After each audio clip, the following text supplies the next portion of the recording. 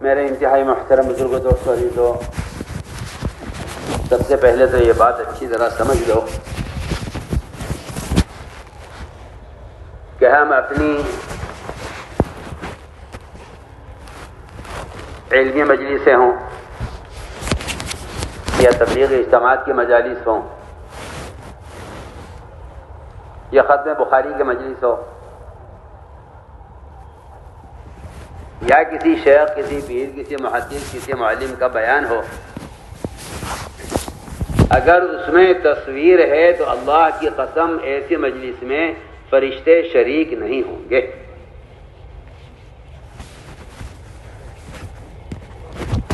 یہ طے شدہ بات ہے۔ جو اس کا انکار کرے گا وہ حدیث کا منکر ہے اور صحیح حدیث کا منکر ہے۔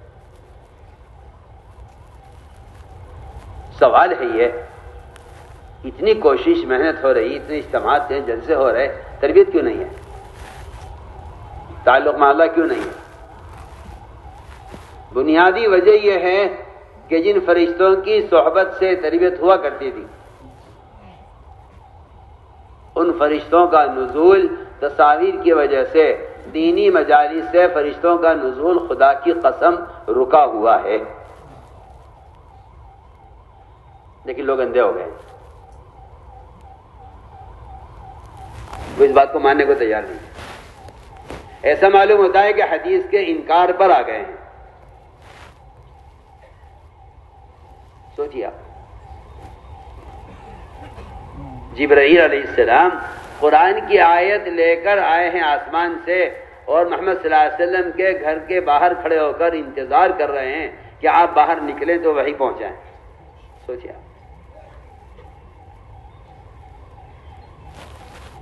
آپ نے ہمارے جبرائیل تک کیوں نہیں آتے کہ جی جس گھر میں تصویر ہوتی ہے ہم وہاں داخل نہیں ہوتے؟ یہی حکم گھروں کا ہے، یہی حکم مجالس کا ہے، کیونکہ احساس پوری طرح مردہ ہو چکا ہے۔ جس کا احساس مردہ ہو جاتا ہے وہ گمراہی کے دلائل تلاش کرتا ہے، وہ گناہ کو حلال کرنے کے جواز کی شکلیں تلاش کرتا ہے۔ باہر جبرائیل کھڑے ہوئے انتظار میں، آپ باہر آئیں تو قرآن کی آیت پہنچائیں۔ جبرائیل اندر کیوں نہیں آتے کہ جی گھر میں تصویر ہوتی ہے وہاں داخل نہیں ہوتے؟ میرے گھر میں تو کوئی تصویر نہیں ہے۔ آپ کے دروازے پر جو پردہ پڑا ہوا تھا اس پر چھوٹی چھوٹی تصویریں گھوڑے کی بنی ہوئی تھی۔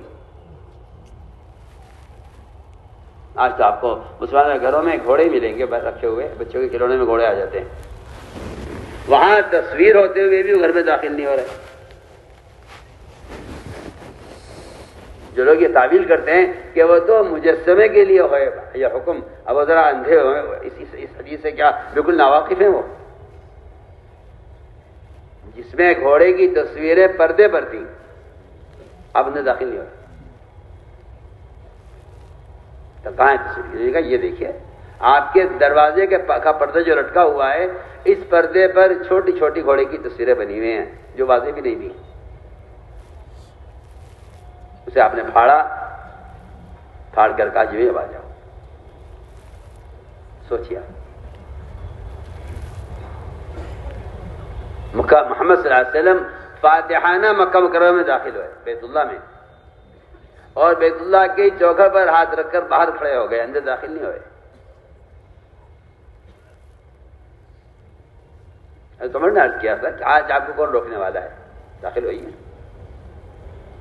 فرمایا کہ عمر، بیت اللہ میں تصویریں بنی ہوئی ہیں، میں ایسے گھر میں داخل نہیں ہو سکتا، میں تصویر ہے وہاں، بتائیے آپ، اللہ کا گھر، آپ کی تمنا، آپ کی امیدیں، آپ کی دعائیں، اللہ کی طرف سے فتح کا آج فیصلہ ہوا ہے، آپ مکہ میں فاتحانہ داخل ہوئے، کوئی روکنے والا نہیں آپ کو۔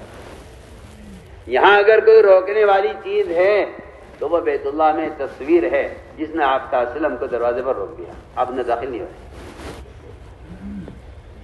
میں سوچتا ہوں خبر نہیں ہم کون سا والا دین چاہتے ہیں، کون سا والا دین تیار کر رہے ہیں کہ جس سے مسلمانوں کو ان تمام چیزوں میں آزادی مل جائے جس پر محمد صلی اللہ علیہ وسلم نے وعید بیان کی ہیں، اس میں مسلمان کو آزادی مل جائے۔ یہ کون سا دین ہے جو پیش کیا جا رہا ہے؟ کون سا دین ہے یہ؟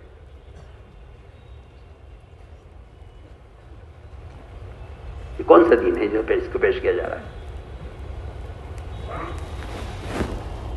یہ میری آپ سے درخواست ہے کہ خدا کے لیے ان دینی مجالس کو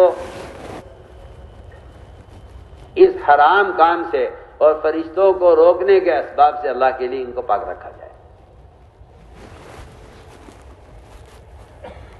کیا فرق رہ گیا ایک غیروں کی شادی کی تقریب کی خرافات میں اور ایک دینی مجالس کی خرافات میں؟ کیا فرق رہ گیا؟ خرافات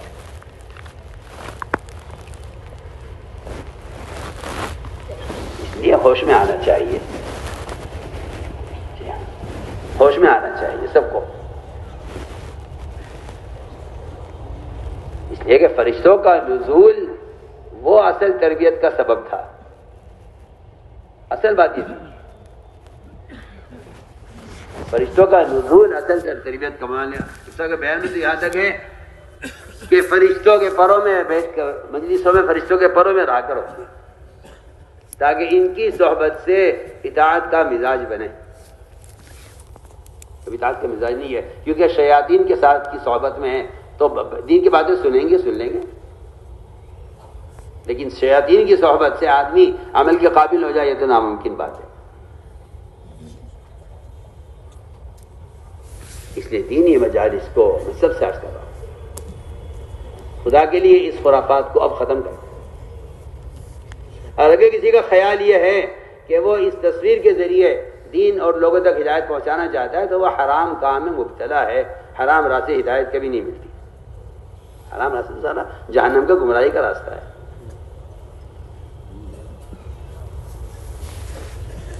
اس لیے میری درخواست ہے سب سے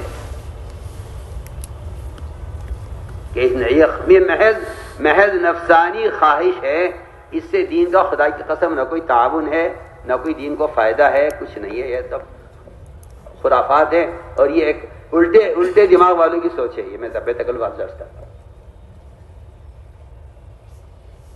جن کے دلوں سے وعیدوں کا خوف ختم ہو چکا ہو، ان کے نزدیک ناجائز حرام کام کچھ نہیں ہوتا۔